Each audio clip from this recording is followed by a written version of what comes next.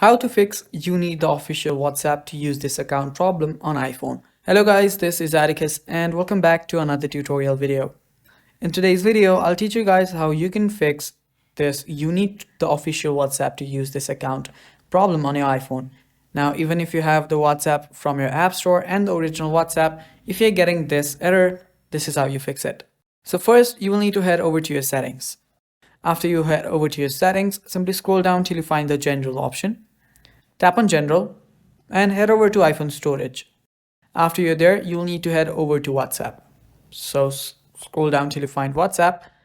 And after you find WhatsApp, open it up and offload the app.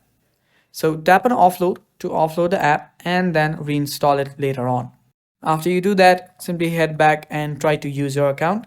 If you're still facing the problem, come back to settings, again come back to general, and after you're there, scroll down till you find transfer or reset iPhone. Tap on transfer or reset iPhone and you'll get two options. Tap on the reset one and then reset your network settings. After you do that, your problems should get fixed. If it does not get fixed, restart your iPhone and then try again.